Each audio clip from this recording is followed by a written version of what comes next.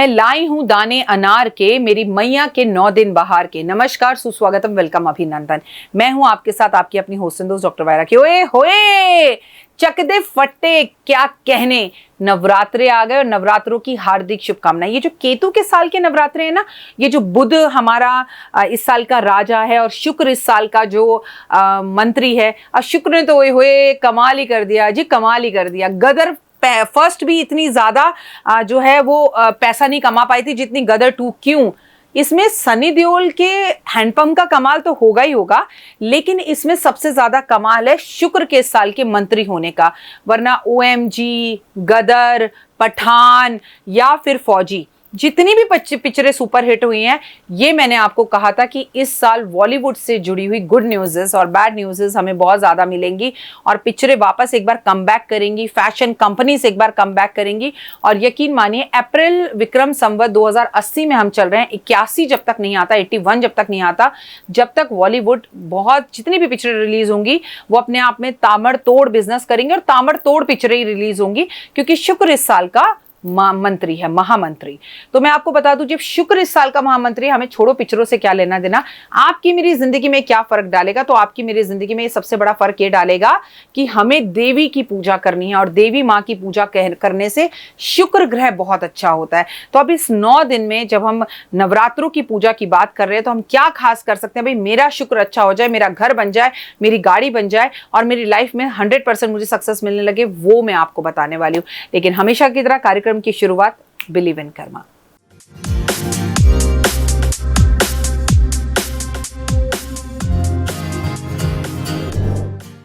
माता रानी देर करेगी लेकिन तुझ पर मेहर जरूर करेगी, ये बात पक्की है। मैं आज आपको बताऊंगी कलश और अखंड ज्योत के बारे में।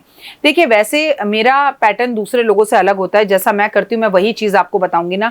अब मेरे को ना 11-11 बजे, 12-12 बजे कलश स्थापित करना, मुझे लगता है आधा घर उठ गया, आधे घर ने नाश्ता कर लिया, आधे दिन निकल गया, सूरज के उगे हुए मतलब करीबन 4 से 6 घंटे हो गए, तब हम माता रानी का कलश स्थापित करें, ये मेरी समझ में नहीं आता है। मेरी थोड़ा पैटर्न अलग है।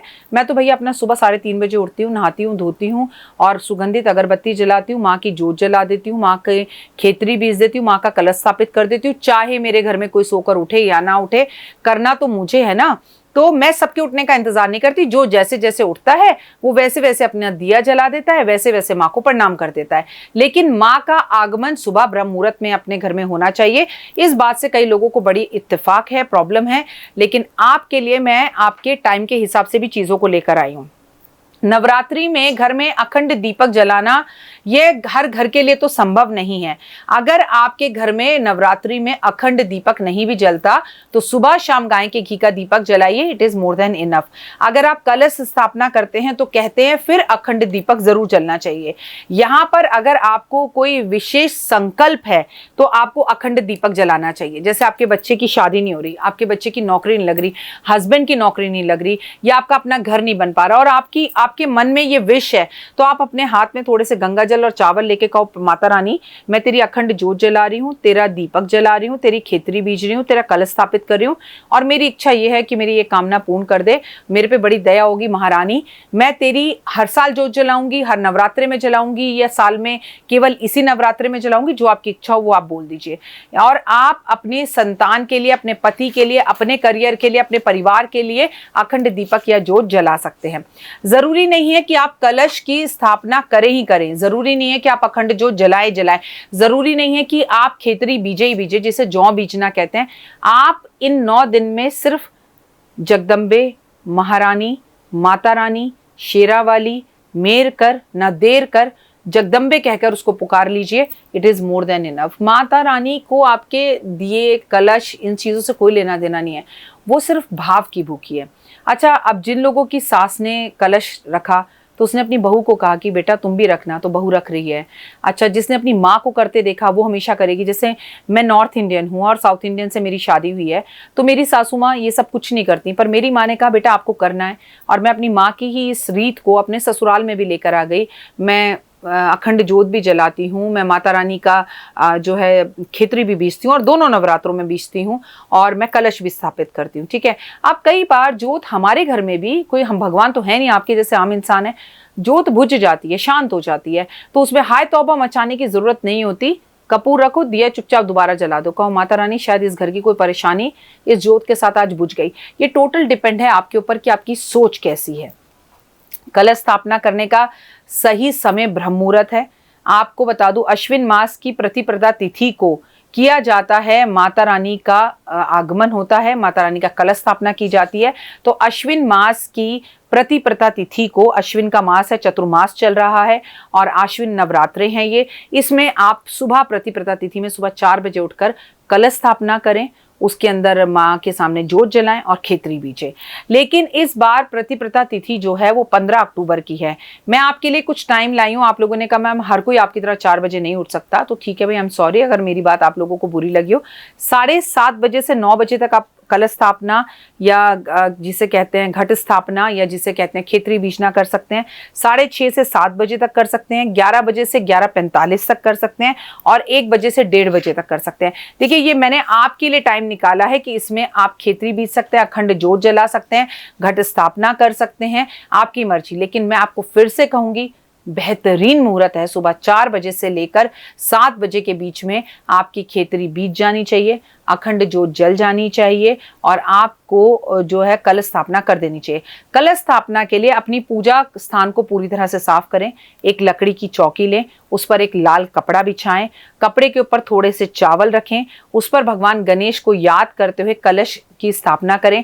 जब आप कलश की स्थापना करें उसमें थोड़ी सुपारी डालें, थोड़ी लौंग डालें, 1 रुपए का सिक्का डालें, चांदी का सिक्का है तो वो डालें और उसके बाद उसमें पानी भरकर, थोड़ा गंगा जल भरकर ढक्कन को ढक दें।